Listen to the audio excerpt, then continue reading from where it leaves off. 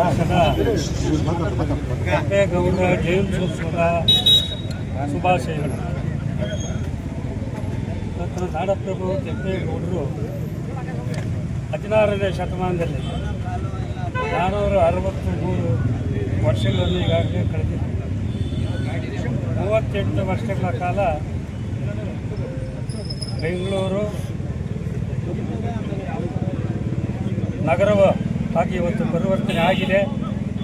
ವಾಣಿಜ್ಯ, IT, BT, ವ್ಯಾಪಾರ ವಹಿವಾಟುಗಳು ಅಂತಾರಾಷ್ಟ್ರೀಯ ಮಟ್ಟದಲ್ಲಿ ಏನಾದರೂ ಬೆಂಗಳೂರು ಇವತ್ತು ಇಷ್ಟೊಂದು ದೊಡ್ಡ ಪ್ರಮಾಣವಾಗಿ ಬೆಳೆದಿದೆ ಅಂದರೆ ಅದು ನಾಡಪ್ರಭು ಕೆಂಪೇಗೌಡರು ಆಗದಂಥ ಒಂದು ಅಡಿಪಾಯ. ಅವರೇನು ಅಡಿಪಾಯ ಹಾಕಿ ಹೋಗಿದ್ರು ನಾಡಪ್ರಭು ಕೆಂಪೇಗೌಡರು, ಆ ಅಡಿಪಾಯ ಇವತ್ತು ಬೆಂಗಳೂರು ಒಂದು ದೊಡ್ಡ ಮಹಾನಗರವಾಗಿ ಇವತ್ತು ಬೆಳೆದು ಪರಿವರ್ತನೆ ಆಗಿದೆ. ಅಭಿವೃದ್ಧಿಯಲ್ಲಿ ಈ ಒಂದು ದೇಶ ಕಂಡಂಥ ಒಂದು ಮಹಾನಗರ ಅಂತ ಏನಾದರೂ ಅದು ಹೇಳೋದಿದ್ದರೆ ಅದು ಬೆಂಗಳೂರು ನಗರ.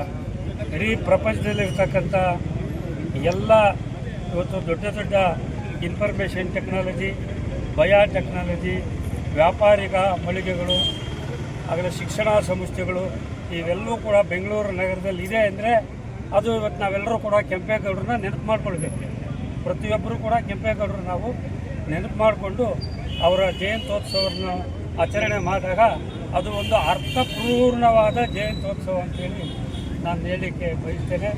ಅದರಿಂದ ಇವತ್ತು ಭಾಳಷ್ಟು ಆ ಸಮುದಾಯ ಮತ್ತು ಆ ಸಂಘದ ಮತ್ತು ಎಲ್ಲ ಸಾರ್ವಜನಿಕರು ಬಂದು ಇವತ್ತು ಕೆಂಪೇಗೌಡರಿಗೆ ಮಾಲಾರ್ಪಣೆ ಮಾಡಿ ಅವರಿಗೆ ಪುಷ್ಪಾರ್ಚನೆ ಮಾಡಿ ನಮ್ಮೆಲ್ಲರ ನಮನಗಳನ್ನು ಕೆಂಪೇಗೌಡರಿಗೆ ಸಮರ್ಪಣೆ ಮಾಡಿ ಇಂಥ ಒಬ್ಬ ಮಹಾನ್ ನಾಯಕ ಮಧ್ಯೆ ಕೂಡ ಈ ಒಂದು ದೇಶದಲ್ಲಿ ಹುಟ್ಟಿ ಬರಲಿ, ಎಲ್ಲ ಸಮುದಾಯಗಳಿಗೆ ಒಂದು ಮಾರ್ಗದರ್ಶಕರಾಗಲಿ ಅಂತೇಳಿ ಅವರಿಗೆ ಹಾರೈಸಿ ನಾನು ಅಭಿನಂದಿಸ್ತೇನೆ.